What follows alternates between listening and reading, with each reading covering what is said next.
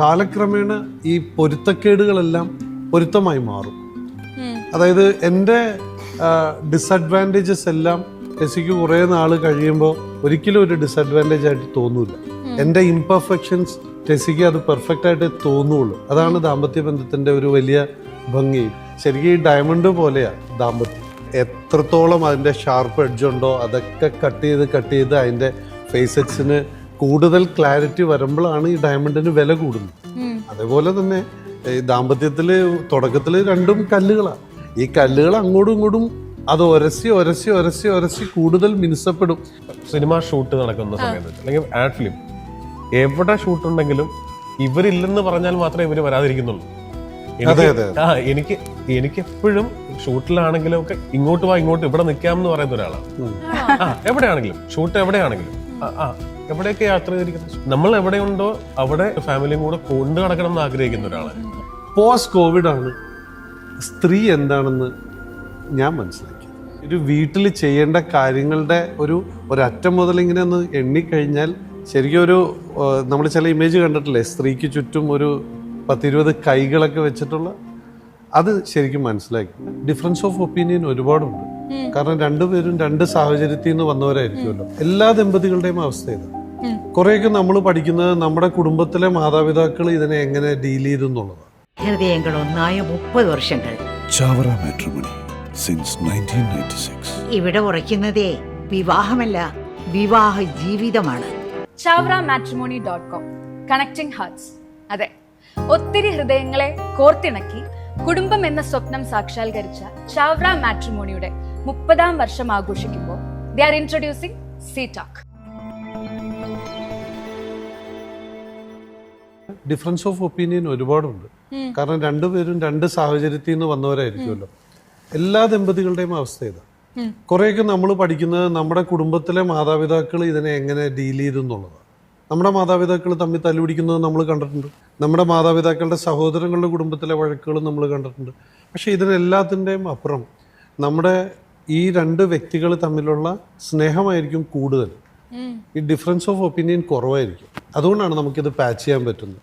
Difference of opinion കൂടുതലാണെങ്കിൽ പിന്നെ ഇവർക്ക് ഒരിക്കലും ഒരുമിക്കാൻ പറ്റില്ല. അപ്പോൾ ഒരുപാട് പൊരുത്തങ്ങളിൽ നിന്നാണ് ഓരോ ദാമ്പത്യ ബന്ധം ഉണ്ടാവുന്നത്. ഇൻ അതർ വേർഡ്സ് നമുക്ക് പറയാം, കാലക്രമേണ ഈ പൊരുത്തക്കേടുകളെല്ലാം പൊരുത്തമായി മാറും. അതായത് എൻ്റെ ഡിസഡ്വാൻറ്റേജസ് എല്ലാം ടെസിക്ക് കുറേ നാൾ കഴിയുമ്പോൾ ഒരിക്കലും ഒരു ഡിസഡ്വാൻറ്റേജ് ആയിട്ട് തോന്നൂല. എൻ്റെ ഇംപെർഫെക്ഷൻസ് ടെസിക്ക് അത് പെർഫെക്റ്റ് ആയിട്ട് തോന്നുള്ളൂ. അതാണ് ദാമ്പത്യ ബന്ധത്തിൻ്റെ ഒരു വലിയ ഭംഗി. ഇപ്പോൾ ഞാൻ രാത്രി കിടക്കുമ്പോൾ കൂർക്കം വലിക്കാറുണ്ട്. അപ്പോൾ ഞാനിപ്പോൾ അത് നമ്മുടെ ഒരു ഡ്രീം വെന്റ് എന്ന് പറയുന്ന ഒരു പ്രൊഡക്റ്റ് വെച്ചിട്ടാണ് അതൊന്ന് സെറ്റ് ചെയ്ത് വെച്ചിരിക്കുന്നത്. അപ്പോൾ ഈ തുടക്കത്തിൽ, കല്യാണത്തിൻ്റെ തുടക്കത്തിൽ ടെസിക്ക് എൻ്റെ കൂർക്കം വലി ചിലപ്പോൾ ഭയങ്കര ഡിസ്റ്റർബൻസ് ആയിരിക്കും. പക്ഷെ ഇന്ന് അത് ചിന്ത പോലും ഉണ്ടാവില്ല. അതെ, ഈ സിജോയ് ജീവിച്ചിരിക്കുന്നു എന്നുള്ളതിന്റെ ഒരു തെളിവായിട്ടായിരിക്കും ചിലപ്പോ നോക്കുമ്പോ രാത്രി ഉറക്കത്തിൽ ഇങ്ങനെ ഒരാൾ കുറിക്കും, ഓക്കെ എന്ന് തോന്നാം അല്ലെ. അപ്പൊ നേരത്തെ ജോസഫ് പ്രാർത്ഥിച്ചപ്പോ പറഞ്ഞില്ലേ, ഇങ്ങനെ ജീസസിനെ ഹഗ് ചെയ്ത് ആ ഒരു പേഴ്സണൽ ടച്ച് എന്നൊക്കെ പറയും. അപ്പോൾ ടെസിയുടെ രീതിയും എൻ്റെ രീതിയും മാച്ചായി പോകുന്നത് മറ്റൊരു കാര്യത്തില്ല. അതായത് ഞങ്ങൾ ഈ കുറച്ചും കൂടെ ജീസസിൻ്റെ മദറിനോട് ചേർന്നുള്ള പ്രാർത്ഥനയിലാണ്. കാത്തലിക് ബിലീഫിനനുസരിച്ച് ഇപ്പോൾ എല്ലാ ദിവസവും ജപമാല ചൊല്ലി മാതാവിൻ്റെ കൂടെ ചേർന്നിരിക്കുക എന്ന് പറയുന്നതാണ് അവളുടെ തിയറി. ലക്കിലി അത് തന്നെയാണ് എൻ്റെയും തിയറി. എന്നെ ആ രീതിയിലേക്ക് മാറ്റിയെടുത്തത് അവളാണ്. അതെ. അപ്പോൾ പക്ഷെ ഇപ്പം നമുക്കറിയാം, എത്ര രാത്രിയായാലും, അത് പാതിരാത്രി ഇനി 1 മണിയായാലും ജപമാല ചൊല്ലാതെ വീട്ടിൽ ഉറങ്ങില്ല. അത് എനിക്കും ഉറപ്പുള്ളൊരു കാര്യമാണ്. എന്നേക്കാൾ കൂടുതൽ ഒരുപാട് പിള്ളേരെ ആ കാര്യത്തിൽ ഇരുത്തി. അപ്പം നമ്മൾ ഈ ടോപ്പിക്കിനെ ഇങ്ങനെ സമ്മപ്പ് ചെയ്യാൻ പറ്റുമായിരിക്കും. മാതാപിതാക്കളിൽ നിന്നാണ് നമ്മളെല്ലാം പഠിക്കുന്നത്. നമ്മുടെ മാതാപിതാക്കൾക്ക് ഒരു പ്രയർഫുൾ ലൈഫ് ഉണ്ടായിട്ടുണ്ടെങ്കിൽ തീർച്ചയായിട്ടും നമുക്കത് സ്വാഭാവികമായും കിട്ടും. പിന്നെ നമ്മളത് വളർത്തിയെടുക്കണം. ഇപ്പം നമ്മൾ ഇപ്പം പറഞ്ഞില്ലേ, പൊരുത്തക്കേടുകൾ എന്നുള്ളൊരു വാക്ക് പറഞ്ഞില്ലേ, അതിൽ മെയിനായിട്ട് അപ്പം നമ്മൾ ഇപ്പം ആരായാലും ഒരു 2 പേര് കൂടുമ്പം എക്സ്പെക്ടേഷൻസ് ഉണ്ടാവുമല്ലോ. എന്ന് വെച്ചാൽ ഇവരുടെ സമയം വേണം. ഇപ്പം ഇവർ 3 പേരെന്ന് പറയുമ്പോൾ അത്യാവശ്യം ബിസി ആയിട്ടുള്ള ആൾക്കാരാണ്. ഇപ്പം ജിസ് ചേട്ടനാണെങ്കിലും മൂവീസിൽ ഭയങ്കര ബിസി ആയിരിക്കും. സിജോ ചേട്ടനാണെങ്കിലും അത്യാവശ്യം ബിസിയൊക്കെയുള്ള മാർക്കറ്റിംഗ് ഫീൽഡിലും ബ്രാൻഡ് കൺസൾട്ടൻറ്റും ഒക്കെ ആഡ്സും കാര്യങ്ങളൊക്കെ ആയിട്ട് ബിസി ആയിരിക്കും. നിങ്ങളിപ്പം മിസ് ചെയ്യത്തില്ല, അല്ലെങ്കിൽ ഏതെങ്കിലും ഒരു മൊമെന്റിലൊക്കെ എനിക്ക് കുറച്ച് അറ്റൻഷൻ വേണം, കെയർ വേണം, ഈ ഒരു സംസാരം ഉണ്ടായിട്ടുണ്ടോ? അല്ലെങ്കിൽ അതില്ല, കിട്ടുന്നില്ല എന്നുള്ളൊരു ടോക്ക് ഉണ്ടായിട്ടുണ്ടോ?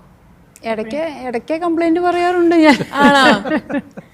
അപ്പം അതെങ്ങനെയാ നിങ്ങൾ സോർട്ട് ചെയ്യാ? കോമൺ സംഭവമായിരിക്കും. നിങ്ങൾ സംസാരിച്ചോളൂ, നിങ്ങൾ നിങ്ങൾക്ക് എന്തെങ്കിലൊക്കെ ഉണ്ടാവോ പറയാനുണ്ടാവും. അങ്ങനെ? തീർച്ചയായും കണ്ടോ, ചില അതൊക്കെ ഞാൻ സമയത്ത് വേണമല്ലോ വിളിച്ചിട്ട് കുത്തി ഹലോ മിസ് ചെയ്യും നമ്മള്, മിസ് ചെയ്യും. മിസ് ചെയ്യില്ലേ? പക്ഷെ ഞാനൊരു കാര്യം പറയാം, വളരെ ഹോണസ്റ്റ്ലി മറുപടി പറയണം. എന്റെ സിനിമ ഷൂട്ട് നടക്കുന്ന സമയത്ത് അല്ലെങ്കിൽ ആഡ് ഫിലിം എവിടെ ഷൂട്ട് ഉണ്ടെങ്കിലും ഇവരില്ലെന്ന് പറഞ്ഞാൽ മാത്രമേ ഇവര് വരാതിരിക്കുന്നുള്ളൂ. എനിക്ക് എപ്പോഴും ഷൂട്ടിലാണെങ്കിലും ഒക്കെ ഇങ്ങോട്ട് വാ, ഇങ്ങോട്ട് ഇവിടെ നിൽക്കാം എന്ന് പറയുന്ന ഒരാളാണ്. എവിടെയാണെങ്കിലും ഷൂട്ട് എവിടെയാണെങ്കിലും എവിടെയൊക്കെ യാത്ര ചെയ്തിരിക്കുന്നത്, എവിടെയൊക്കെ പോയിരിക്കുന്നത്, യൂസ് പോയിട്ടുണ്ട്. നമ്മൾ എവിടെയുണ്ടോ അവിടെ കഴിയുന്നത്ര ഇങ്ങോട്ട് ഫാമിലിയും കൂടെ കൊണ്ടു നടക്കണം എന്ന് ആഗ്രഹിക്കുന്ന ഒരാളാണ്. അപ്പൊ എനിക്കത് ബുദ്ധിമുട്ടാണ്. ഇപ്പൊ ചെയ്യാൻ പോകുന്ന നമ്മുടെ 20-ാം തീയതി ഷൂട്ടിംഗ് തുടങ്ങുന്ന സിനിമയാണ്. അത് എന്തുകൊണ്ടാണ് എറണാകുളത്തിന്റെ പരിസരം തന്നെ വേണം എന്ന് വെച്ചിരിക്കുന്നത്?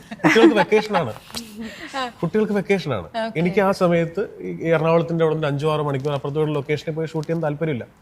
എനിക്ക് എന്നും ഷൂട്ട് കഴിഞ്ഞ് വീട്ടിൽ വന്നാൽ കുട്ടികൾക്ക് വെക്കേഷൻ അല്ലേ, ഇതുകൊണ്ട് മാത്രമാണ്. ഇതാണ് എന്റെ ലോജിക്. അപ്പോൾ അങ്ങനെ ആഗ്രഹിക്കുന്ന ഒരാളാണ് പേഴ്സണലി ഞാൻ. പക്ഷെ എന്നാലും നൈജി ഇടയ്ക്ക് ഹലോ ജിസേട്ടാ ഭാര്യയാണ്, വല്ലപ്പോഴൊക്കെ വീട്ടിലേക്കൊക്കെ വരിക എന്ന് പറഞ്ഞിട്ടുണ്ടാവും. അല്ല സുധേട്ടാ, ഒന്നാമത്തെ കാര്യം ഈ എന്നെ സമീപിക്കുന്ന എല്ലാ പ്രൊഡ്യൂസേഴ്സും വരും. ഞാൻ ഒരിക്കലും ഹോട്ടൽ റൂമിൽ നിന്ന് എഴുതുന്ന ആളല്ല. എവിടെയൊക്കെ എഴുതാൻ വേണ്ടി റൂം തരാമെന്ന് പറഞ്ഞാലും എവിടെയൊക്കെ ആളിരിക്കുകയല്ലേ, ചോദിച്ചു നോക്കാം, എവിടെയൊക്കെ പോയി താമസിക്കാം, ഏത് മലയുടെ മുകളിൽ പോയി എഴുതാം, നമ്മൾ എവിടെ ചോദിച്ചാലും അവർ ആ സ്പേസ് നമുക്ക് തരും ഇപ്പോഴത്തെ അവസ്ഥയിൽ. പക്ഷെ ഞാൻ എൻ്റെ വീട്ടിൽ തന്നെയാണ് ഒരു ഫാമിലി താമസിക്കുന്നതിനോട് ചേർന്ന് ഒരു ഫ്ലാറ്റും കൂടെ താമസിച്ച് ഒരേ ഫ്ലോറിൽ, അതിൻ്റെ റൈറ്റിംഗ് സ്പേസ് ആണ്. മീറ്റിങ്ങുകളും ആൾക്കാർ വരുന്നതും ഒക്കെ ആ ഫ്ലാറ്റിലേക്കാണ്. തൊട്ടിപ്പുറത്ത് ഇവരൊക്കെ വരുന്നതല്ല.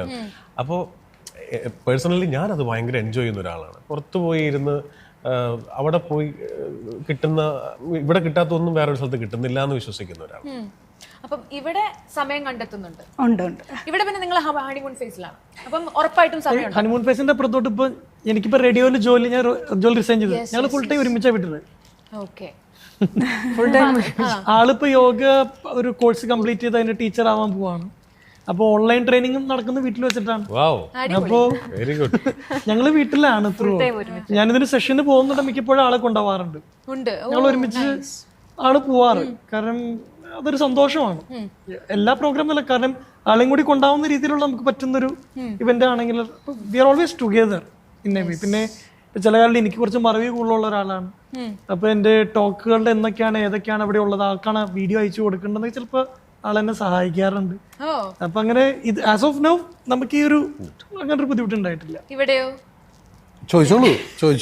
അവിടെ നേരത്തെ പറഞ്ഞിരുന്നു എന്തോ ഒരു ബുദ്ധിമുട്ട് എന്നോട്.